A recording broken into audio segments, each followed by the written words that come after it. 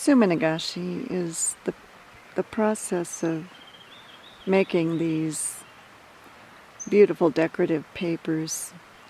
We use a process that goes way back in Japan.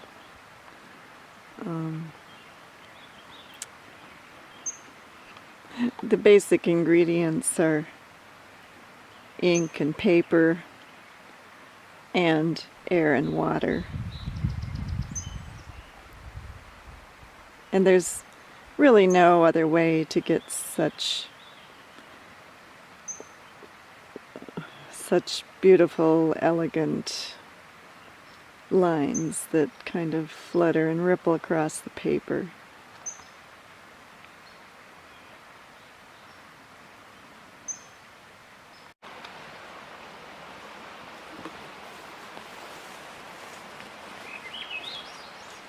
Hey there, I'm Mary Wipf. I'm your visiting artist virtually again today, and I'm looking forward to our day today. It seems a little bit like rain, and so we're probably going to be heading into the studio and continuing on with our adventures in Suminagashi, adventures with wind and water. So today I'll review some of the basic techniques that you've seen already probably, and we'll talk a little bit about the materials and their function, where to find them, and then we're going to start in on some advanced techniques, and we'll begin those techniques with kind of one of my favorites actually, and I'm going to call it a mirrored landscape. And so we'll have a top portion and a bottom portion in the papers today that are somewhat of a mirror of each other. So let's see where this leads us. On our way back to the studio in the barn, if it hasn't started pouring, we'll stop along the way to look at some of the fabulous things that are out here today.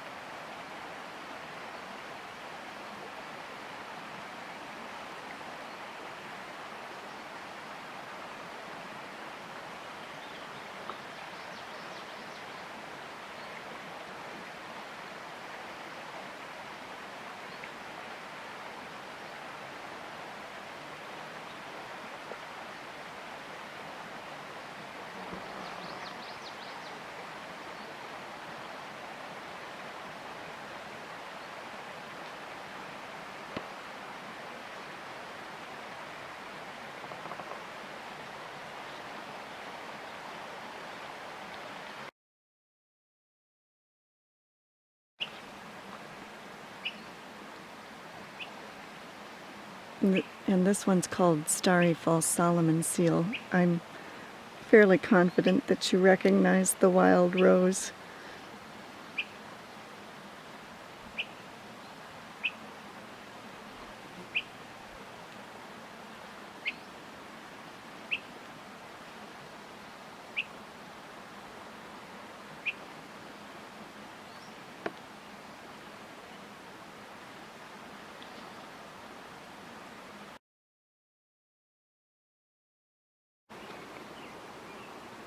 Oh, hey, does anyone know what this one is?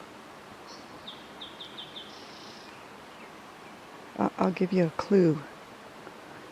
It's found everywhere on the planet.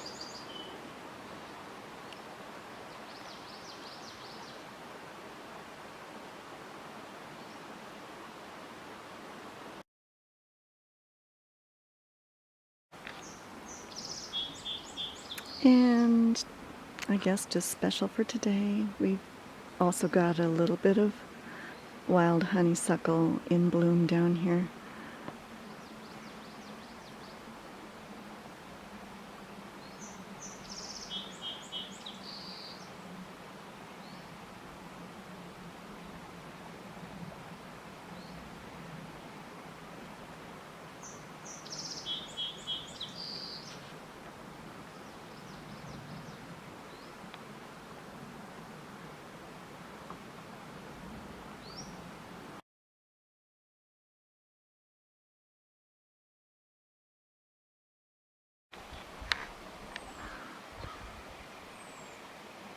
And this one's just too awesome to pass up. This is called meadow rue or thalictrum.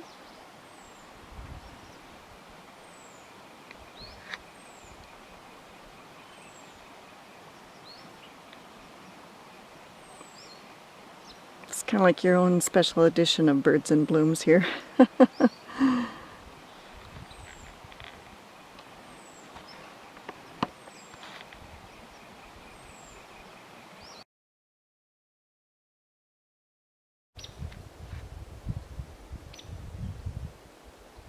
And a little colony of wild lily of the valley.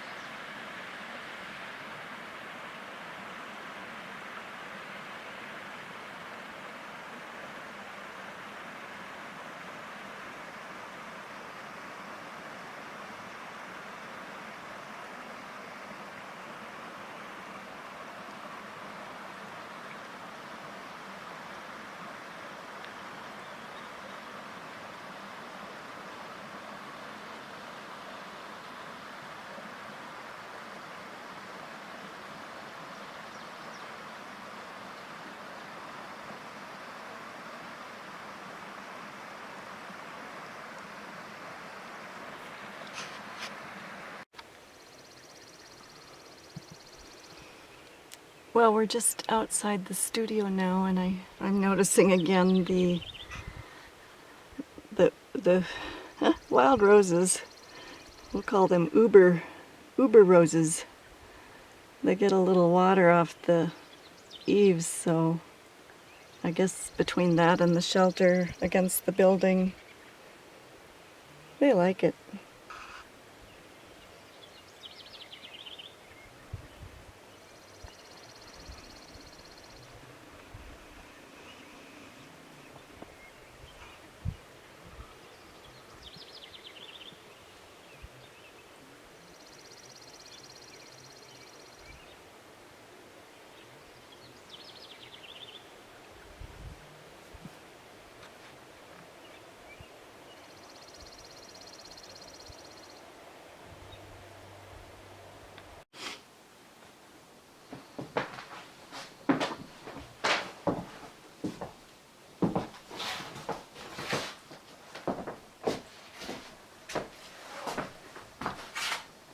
So here we are in the studio, and I've set up kind of close to the floor, made a little platform here where I can work sitting on the floor. It's going to be important that you have something stable because with a tank with water in it, you don't want it jiggling around too much. So I'll start by showing you a little bit about some of the materials that I'm using today, just to go into that a little more detail.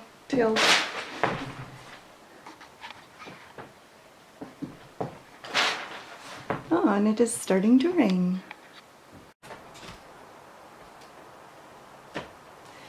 So, if you like to have a book, there's two here that I highly recommend, and I'll list them for you in a bit on the video. But one is by the British author Anne Chambers, called Suminagashi, The Art of Japanese Marbling. And the other, an American author, Don Guillotte, Suminagashi, An Introduction to Japanese Marbling. These are both great handbooks, especially his for just kind of the basic process. Hers is real delightful in that it goes into some of the, at the time when this was published, some of the artists in Japan that are doing really beautiful things with Suminagashi. So I'll set those aside, and then we want to talk a little bit about some of the supplies and equipment that you'll need. Let's start with the equipment. You're going to need some brushes. I just happen to have two sets here. Sometimes I prefer a smaller brush, and then other times a larger brush. I store them in a brush mat that I can roll up around them.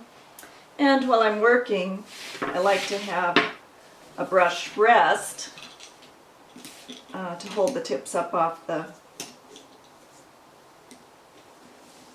table. So, and brush rests come in all sorts of formations, configurations. Here's another one that I happen to have. Oh, maybe I'll use that one today. Quite often I find myself just setting my brushes on the brush rest on the mat. And then you'll need a tank. This one happens to be a plastic frame from a local craft store. It's 11 by 14 inches, and I'll be filling it about half full with water in just a little bit. But also want to show you the palette that I use. Again, you're going to find, different types of palettes. Just about anything will work, but you just need separate wells to put your colors in. And I'm going to place that up here at the head of my brushes. And then you'll find it helpful to have an eyedropper, a stylus or stir stick. A shish kebab skewer works great. And on this one, to have a really delicate tool, I've taped just one hair to the end of it. So if I want to stir very delicately, I can do that. If I want to be a little more coarse, I could use the bigger end, although that generally I find a little bit too much. So I do have that handy, and sometimes I use straw, flexible straw to blow through. So I will be using my breath to blow on it, but alternately I could blow through a tube and then direct the tube in a direction that I wanted.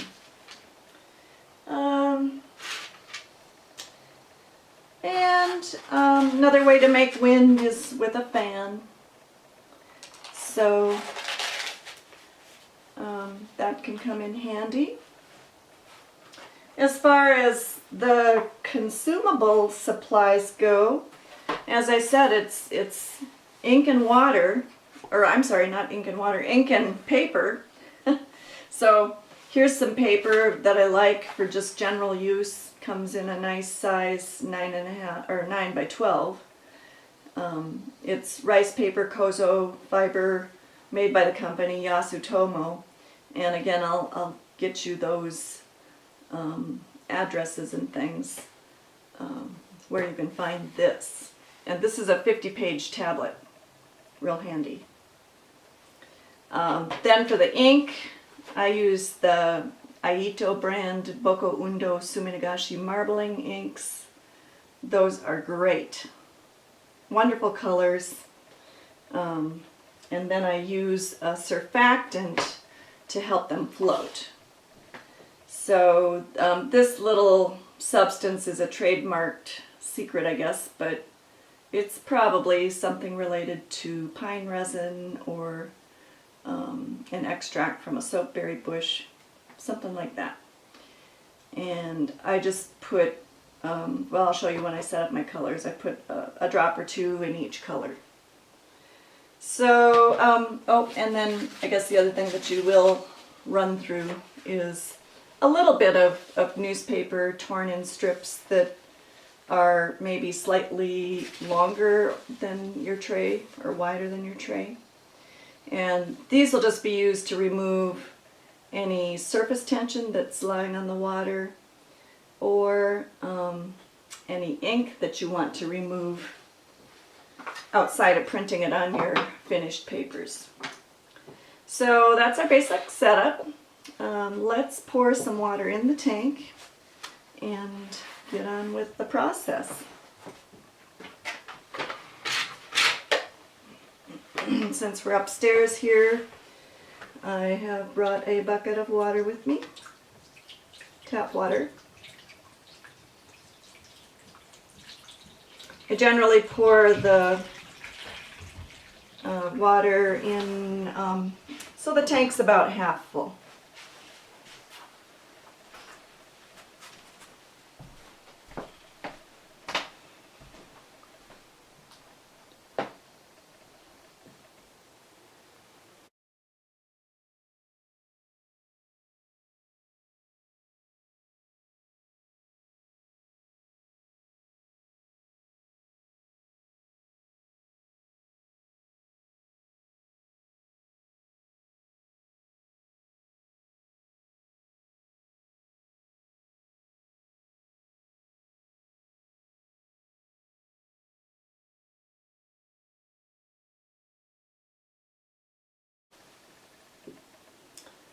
So I'm just finishing putting my ink in the palette. I suppose if you had to measure this, maybe I've got a 1/4 teaspoon or half a teaspoon in here. I use all 6 of the colors that come in the Boko Undo set. And then I make 2 mixtures, so I've got these 6 colors, and I also combined the black and the orange for a little bit of brown. It's mostly orange with a couple drops of black in it. And then I've also combined the red and the blue to get a really beautiful violet color. So I've got those in my palette. And then I'm going to add my surfactant. And generally you can think of putting 1 drop in each of these, but there's a couple of exceptions. In the red, I'm not going to put any because that tends to make the red look pretty pink, which I'm not against pink, but in this case today I think I wanted more red. And then generally the black is going to need 2 or 3 drops. So I'll go ahead and put my ink in there. Or not my ink, my my surfactant. And then in this well, right now it's empty, but I'm going to put a whole, almost a whole eyedropper full of surfactant there. And I'll mix that with some water from my tank. So this is where my eyedropper comes in handy. I'm just going to make a well full of clear. So this will serve as white in my papers. And then I will dampen my brushes to begin with and kind of draw them into points and load them up. I'm generally going to try to keep the cool colors on one brush and these warm colors on my other brush. But of course, rules are made to be broken, so that might not be true all the time. But generally speaking, I'll adhere to that. And I do think that the colors, the way they come, are a little on the crass side. They're pretty bright. And I do like when I get some mixing going on whereby the colors, the hues soften a little bit. So I'm not too worried about intermixing on my brushes. And in fact, sometimes I'll do that on purpose. The color, like my technique, seems to improve over the course of the session. And I think if you have a chance to try this, you'll find that it's a real meditative process. There's rhythms to the process that are really relaxing. And I guess I would like to attribute the better papers towards the end of the session being a result of my state of mind, which I think improves as I proceed. So let me load up my brushes. I'm going to put, I'll just start out with the first two colors that I get to here. I'm going to load my brushes and set them on the brush rest, and then I'm going to just sweep across the surface of the tank with a newspaper strip. And that's only because over time this liquid, water, gets a skin of molecules on it, what we call surface tension, and that can prevent the colors from covering the entire surface. Now I probably will only do this once, but anytime I let the tank sit for a while, then I would want to refresh the surface again by sweeping with the newspaper. So you might see this color shoot out across the entire surface. And that's because the surface is completely free and available.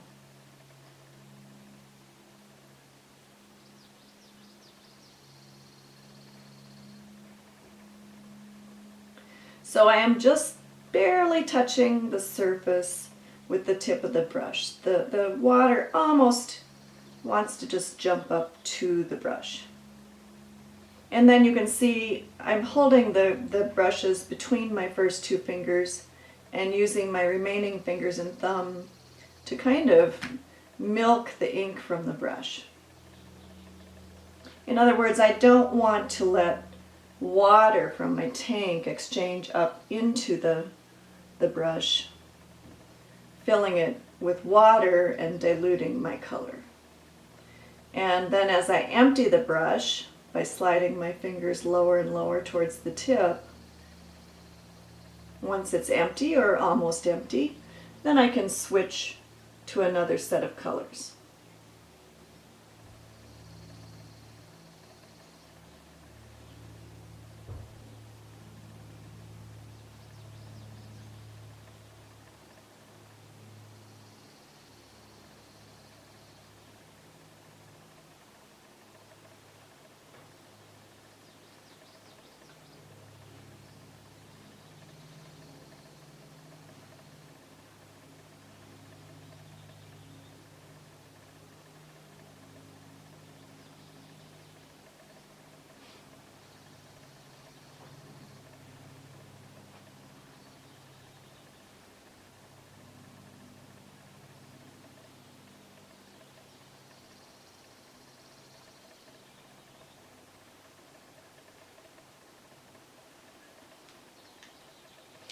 And so this is the basic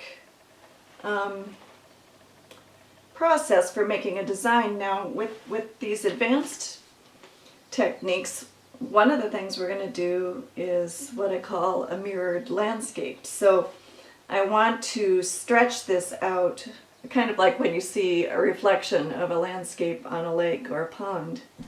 And I'm going to do that by blowing. So I'm blowing from the center across this way and from the center across this way.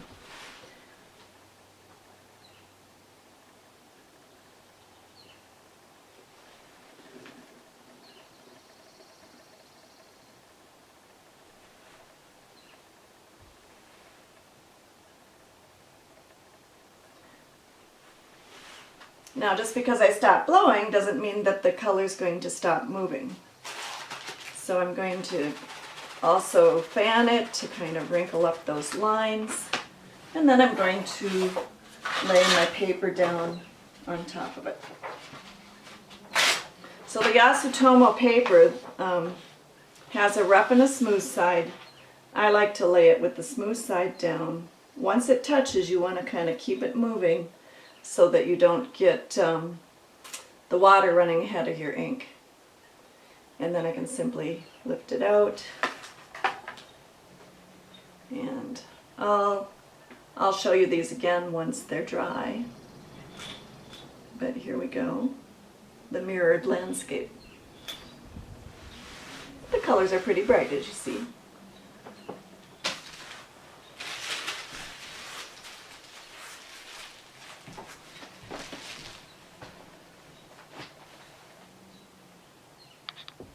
Once I start in, when I pull the papers out, there will be a little bit of color left over. I could skim that off, or I could simply let that become a background in my next design. So with this paper, I'll do that. I'll just leave it there, and you'll see that in contrast to the new colors that I'm adding, these are more finely mixed right from the start.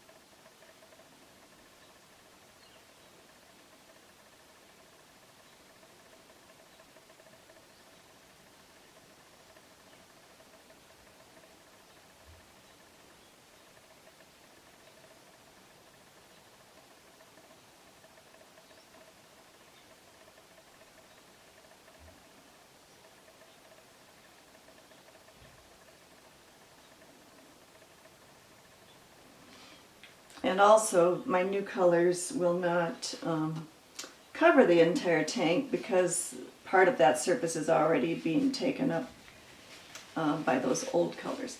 I do like to have a little bit of paper towel. After I touch the brushes, then I need to wipe off my fingers. So keep a little paper towel handy. And now I'm going to make my landscape again.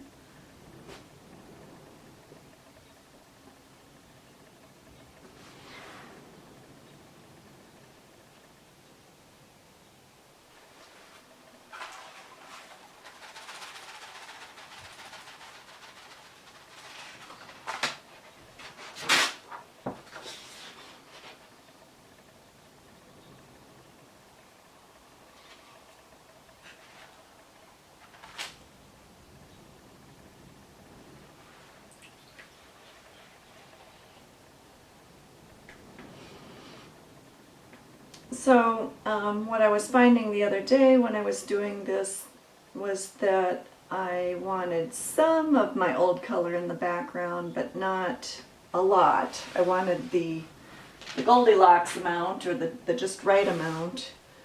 And right now I'm just kind of stirring in some of a little bit of color sunk to the bottom, so I'm stirring that in.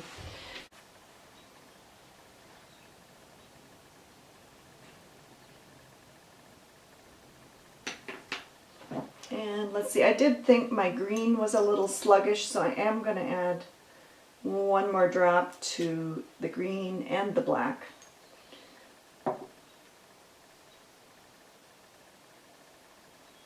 This should make them flow out a little more satisfactorily.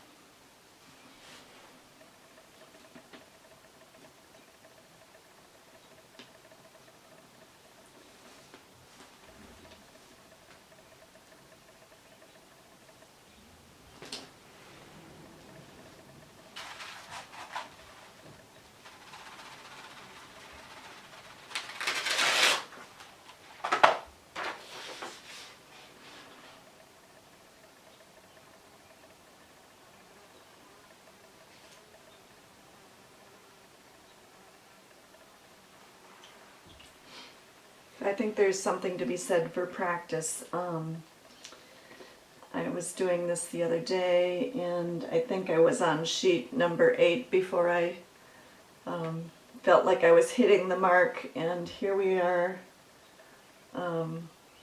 just the 3rd sheet, and I'm already feeling like I'm in the groove.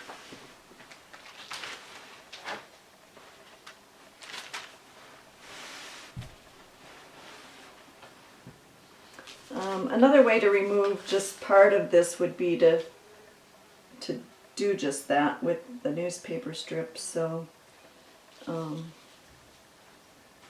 if I don't want to over marble, I could just remove part of it. Or, as I said earlier, if you wanted to remove it all, you can do that. Just trap it over on one end with your newspaper strip, and then lay the newspaper strip down.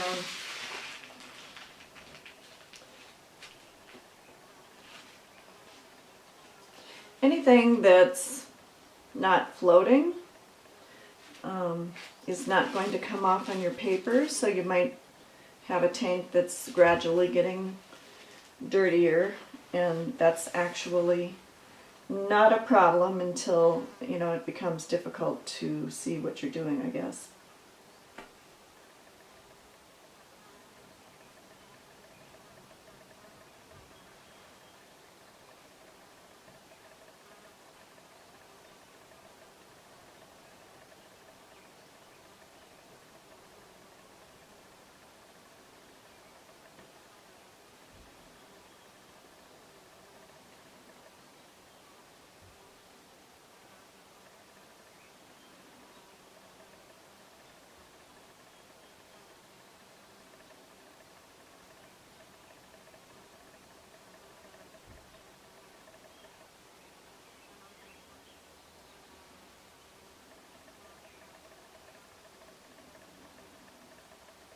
And you can see with more room in my tank because I don't have any of the old colors. I'm going to need to add more ink in order to get the full intensity of my color, if indeed that's what I want.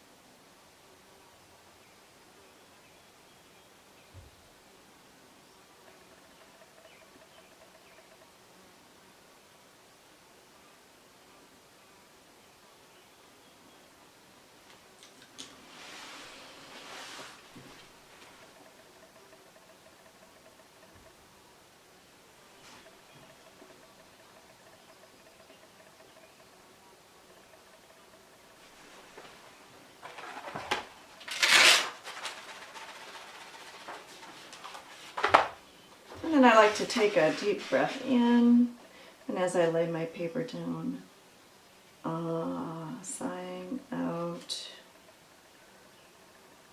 I want to put it down nice and steady.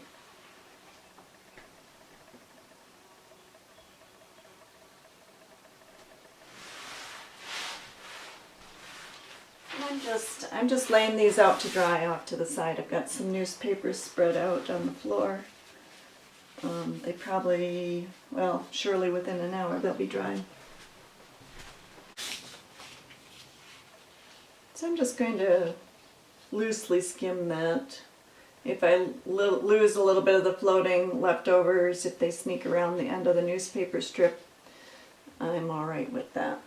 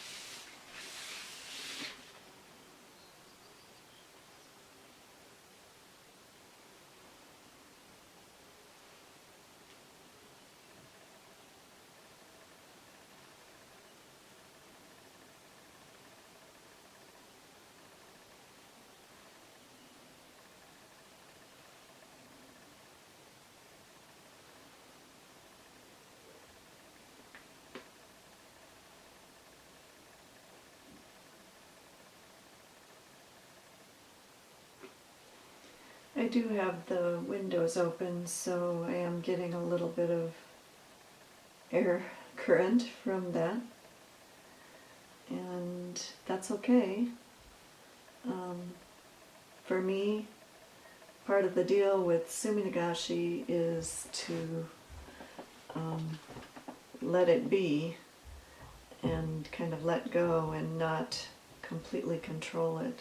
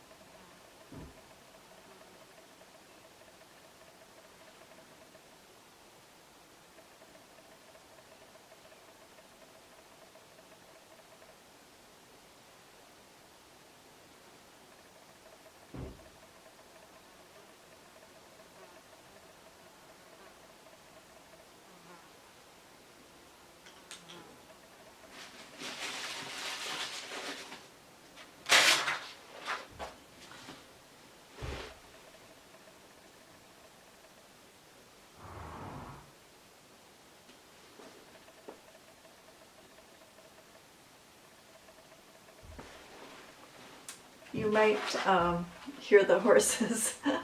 They're in the barn down below me.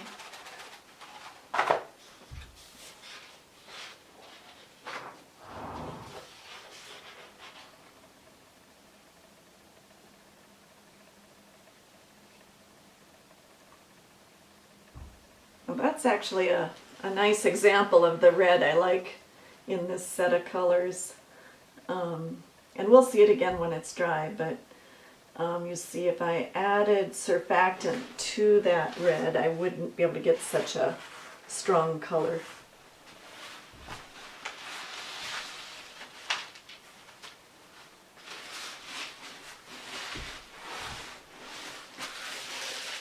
So I think I'll do one more before I change out the water.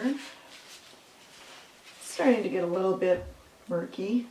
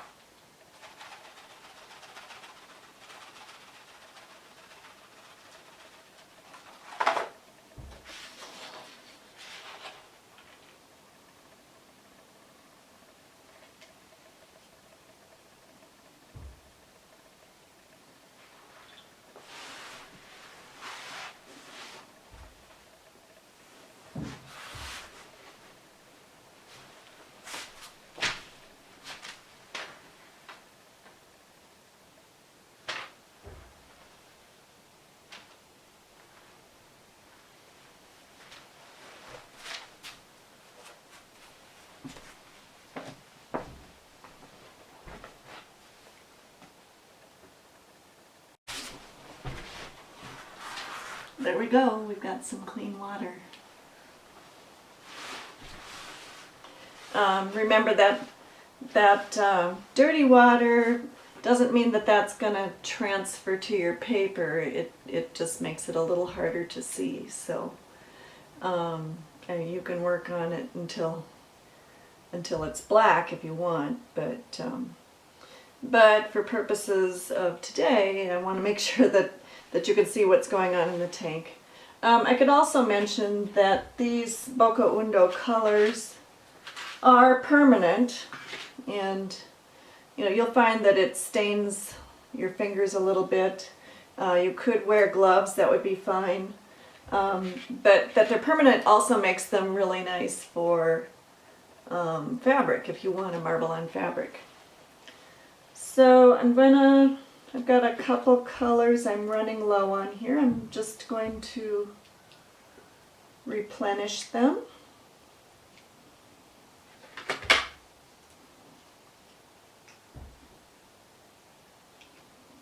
And I think I'll probably also need a little more of my clear.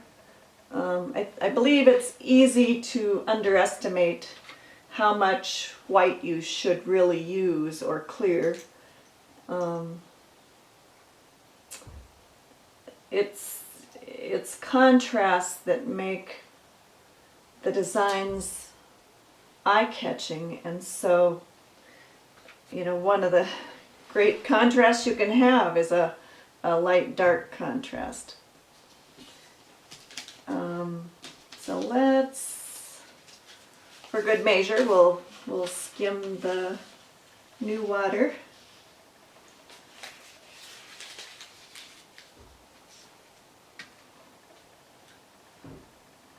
And then I'll proceed. And again, I'm working on the concept of a mirrored landscape, kind of like what you would see along a lake or pond, or maybe even a wet street, but where the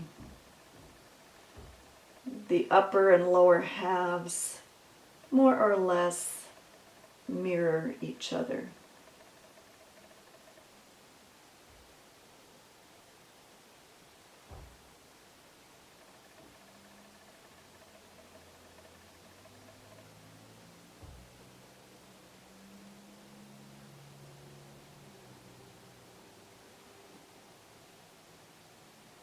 You can see now too that my colors are kind of getting broken. They're a little more soft, to me, a little more pleasing. Of course, we all have different aesthetic preferences, but I'm liking this.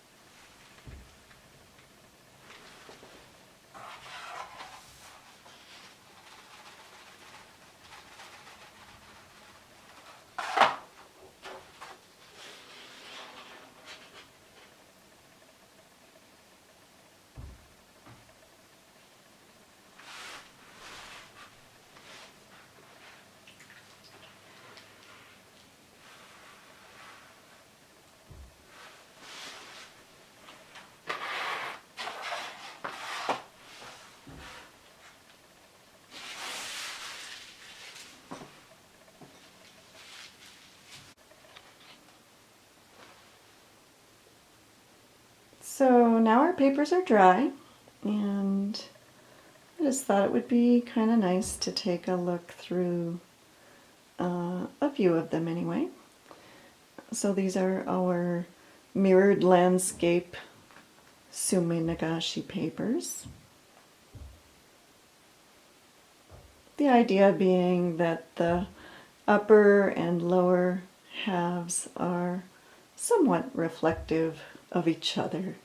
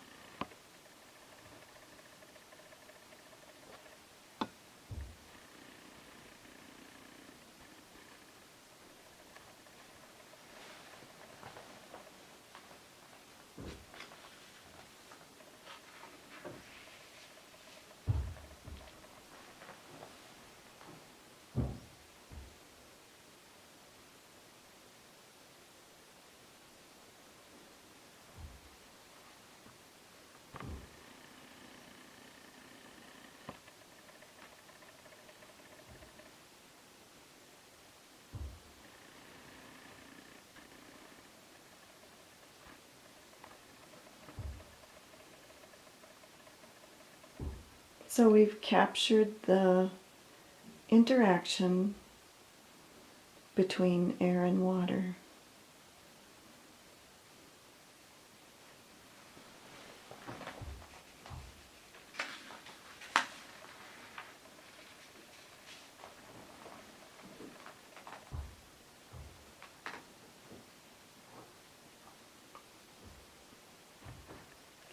And I'll be sending these papers along with the videos so that if you are watching this video, you may actually be able to take one of these home with you.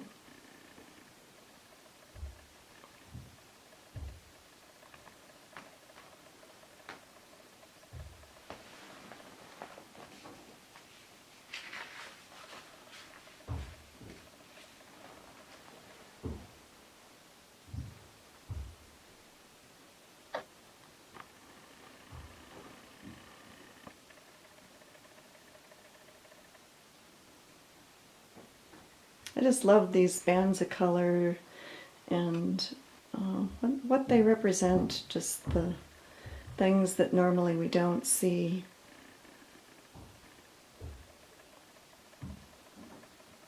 They're just a real poem of color and design.